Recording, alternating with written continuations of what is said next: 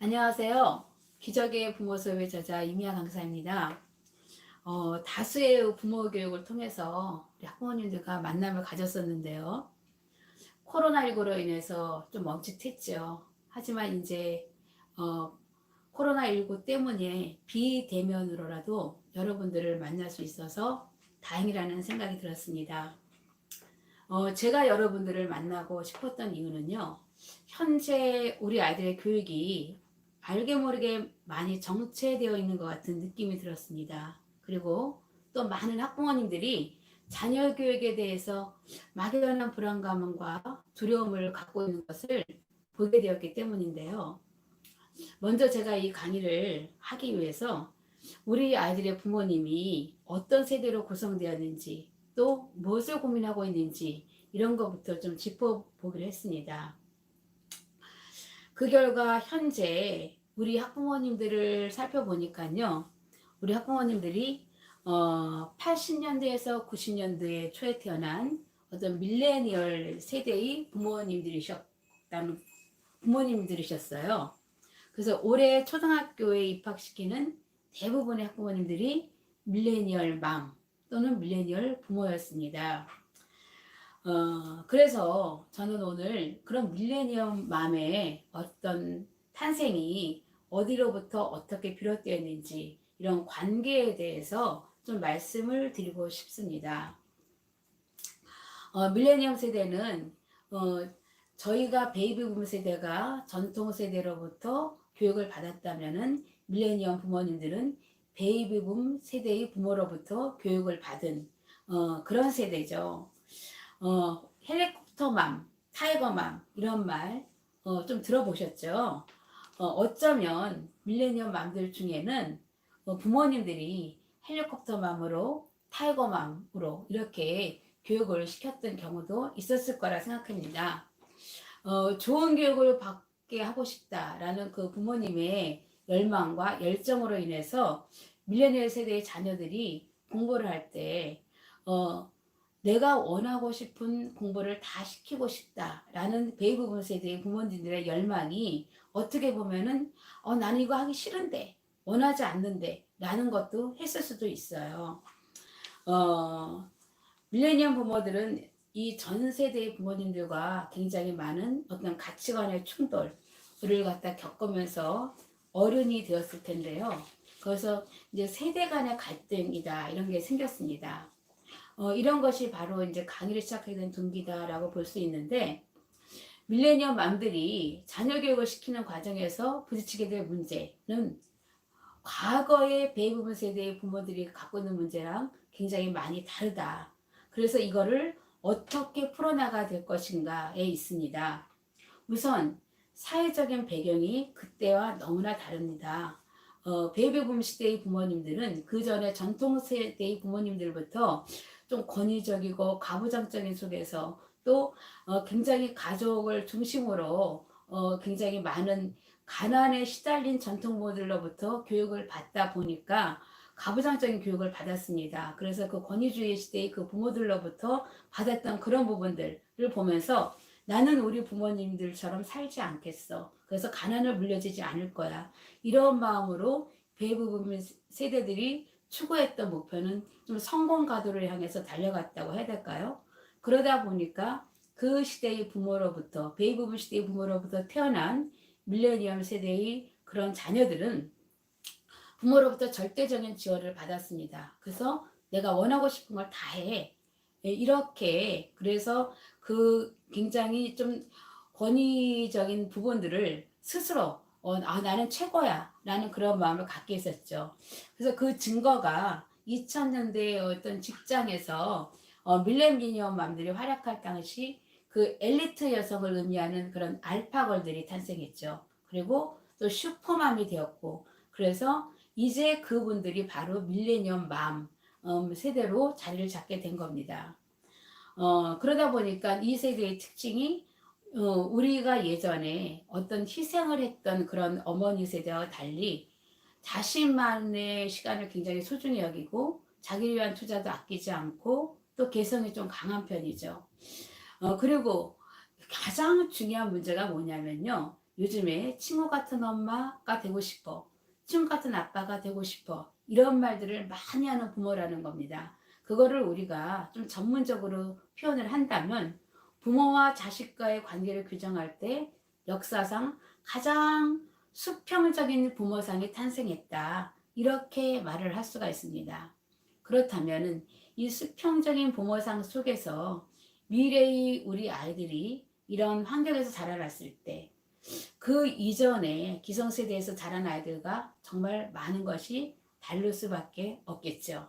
그러면 지금 우리 부모님들의 세대에서 태어난 아이들을 뭐라고 부르느냐? 바로 알파 세대라고 합니다. 그런데 이 알파 세대의 아이들이 지금 이제 초등학교에 입학한 아이들도 있고 이제 내년에 초등학교에 입학하게 될 아이들이 있는데 알파 세대가 갖고 있는 아이들의 특징을 알아야지만 어떻게 보면 우리 그 아이들에게 무엇을 교육을 시켜야 될지가 나올 것 같아서 잠깐 그 세대의 특징을 좀 짚어보기로 했습니다.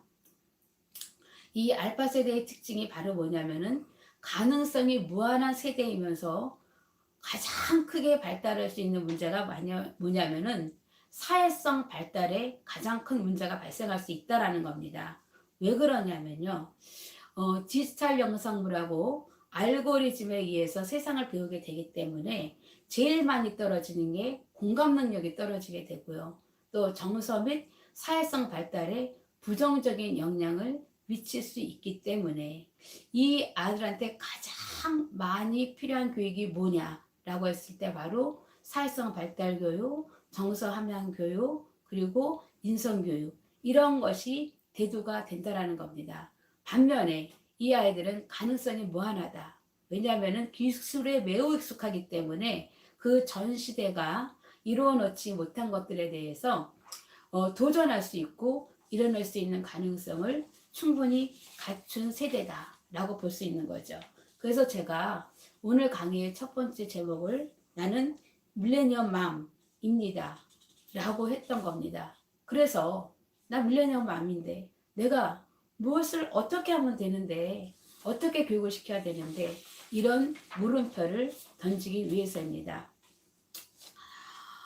서두에 저는 밀레니얼 세대의 부모는 그 이전 세대와 다르다. 그리고 많은 교육적 혜택을 받았다. 네가 원하는 건 다 해. 이런 식의 교육을 갖다가 그런 부모들이 굉장히 많았습니다.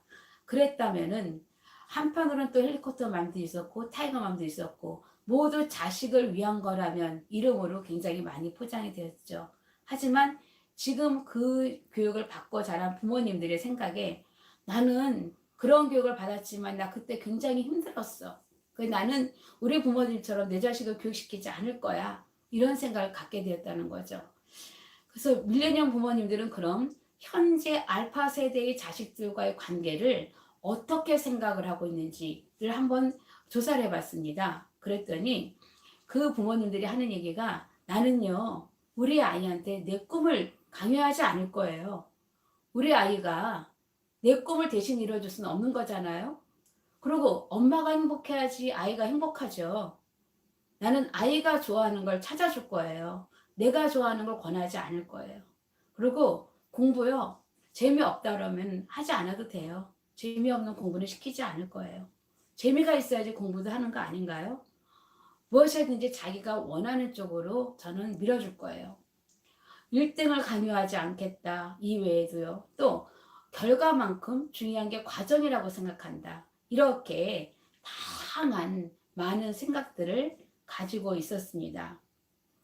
이렇게 부모님들의 생각을 요약을 하다 보니까 저 역시 베이비붐 시대의 교육을 갖고 교육을 했던 사람으로서 제가 기성세대의 교육관과 가치관의 틀에서 벗어나서 밀레니엄 세대의 부모들에게 꼭 필요한 맞춤형 자녀교육법이 무엇인지, 밀레니얼 세대의 부모들이 갖고 있는 사고방식의 범주 안에서 가려운 것을 긁어줘야 되겠다.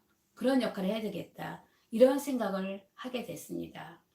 저 역시 베이비붐 세대의 부모였고요. 그리고 또 제 자식도 밀레니얼 세대의 부모고 또 제 손자 역시 알파 세대를 살아가고 있는 그러기 때문에 어쩌면 제가 여러분들을 만나게 된 거는 더욱더 많은 공감대를 갖고 있기 때문이 아닐까 이런 생각을 했습니다. 이런 방향을 설정을 해놓고 먼저 그렇다면 현재까지 우리 교육이 어땠는지를 한번 잠깐 살펴보겠습니다. 그동안 우리 교육을 보고 뭐라고 얘기하냐면요. 컨베이어 벨트의 교육 방식이다. 이렇게 얘기를 할 수가 있습니다. 바로 이 학교라는 공장형 시스템에서 굉장히 돌아가는 그런 획일적인 교육을 받았다는 거죠. 그러면 이러한 시스템에서 성공을 하기 위해서는 가장 중요한 게 뭐냐면은 훌륭한 교사를 만나야 한다는 겁니다. 여기서 우리의 지금 문제점을 한번 짚어보겠습니다. 올해 코로나로 인해서 지금 우리 아이들은 아주 생소한 교육을 받게 되었습니다. 바로 원격 수업이었습니다. 가정에서 사교육으로 원격 수업을 받았던 이 교육이 마침내 이 공교육 현장에서 이루어졌는데요. 제가 이렇게 읽고 있는 이런 책들이 있는데 이 중에서 제가 이제 코로나 사피엔스라는 그런 책에서 올해 교육 현장에서 했던 원격 수업에 대해서 이렇게 말을 했습니다. 제가 지금 책에 있는 내용을 그대로 읽어드린다면요. 지금 아이들은 유튜브 온라인 학습을 해요. 이번에 어떤 선생님들은 과제만 내주고 내일 내세요 라고 포스팅만 올렸다고 합니다. 왜 그렇게 했느냐고 물어봤더니 온라인으로 강의하는 것을 학부모들이 보면 창피할까봐 부담이 돼서 녹화도 못하고 과제만 올린다는 겁니다. 그렇다면 이렇게 준비가 안 돼 있으면 아이들에게 그럼 과연 공교육이 뭐지? 공교육이 왜 필요하지? 이러한 질문을 할 수밖에 없습니다. 결국 문제가 거기서 오는 거죠. 이러한 글이 실려 있습니다.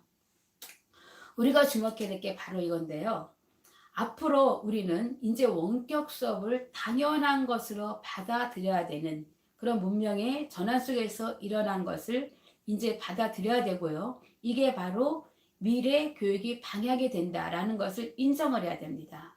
그럼 이런 의미에서 볼 때 우리 아이들이 학교 교육을 통해서 얻어야 되는 것이 무엇이고 또한 각자가 갖고 있는 개성을 살리기 위해서 필요한 것이 무엇인가를 집중적으로 고민을 해야 하지 않으면 안 됩니다. 그래서 그런 집중적인 고민과 함께 어떻게 해야 될 것인가를 고민하면서 밀레니엄 맘들이 추구하는 자녀 교육을 해야 한다는 것이죠. 그래서 앞으로 제가 강의를 하면서 가장 많이 다루게 될 내용이 우리 아이들에게 어떤 교육이 필요하지 이겁니다. 그리고 밀레니엄 부모들이 해야 될 부모 역할이 과연 무엇일까 이거죠. 아이러니하게도 우리 밀레니엄 부모들은 부모 세대 이전의 부모로부터 굉장히 아낌없는 지원을 받아서 고학력자가 되었고 사회에서 인정받는 사람이 되었고 알파고로 성공을 했는데요. 근데 이상하게 우리 자식에게만은 나는 똑같은 방법으로 교육을 되물림하고 싶지 않아. 나는 나만의 방법을 쓸 거야.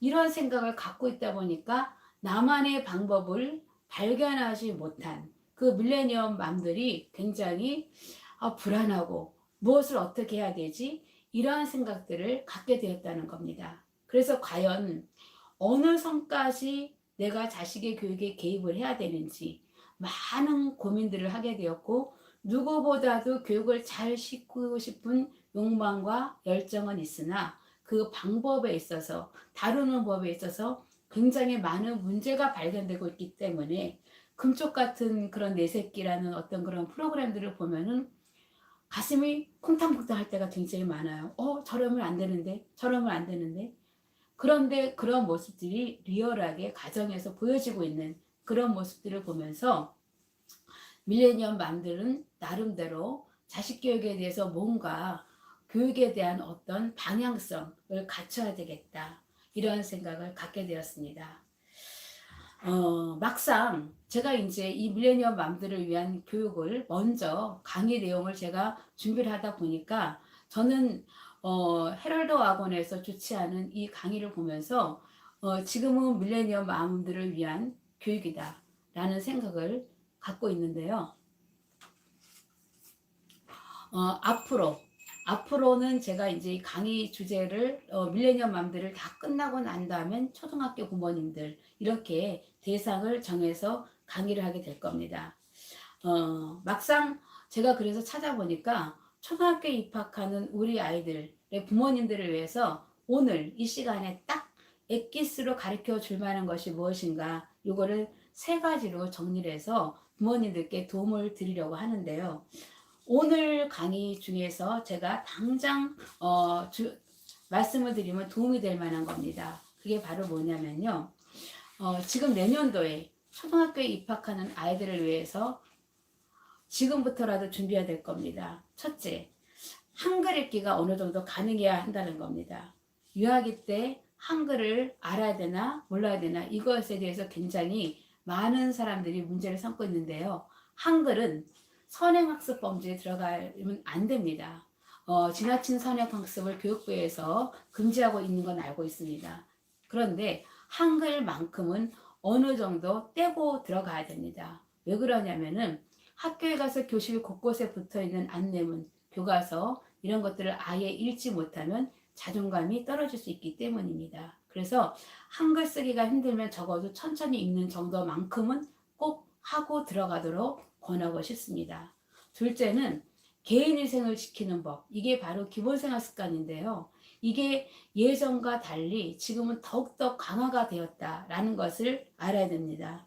그래서 코로나19의 개인위생 수칙에 들어가 있는 것처럼 학교에서 개인 방역, 개인 위생을 철저히 지키지 않으면 어떻게 보면 친구한테 따돌림 받을 수도 있고 내가 그 사회성 발달에 뒤처질 수도 있는 그런 원인이 되는 것이기도 합니다. 따라서 이 부분에 대해서 안 돼 있거나 하는 아이들은 좀 훈련을 시켜서 보내줬으면 하고요.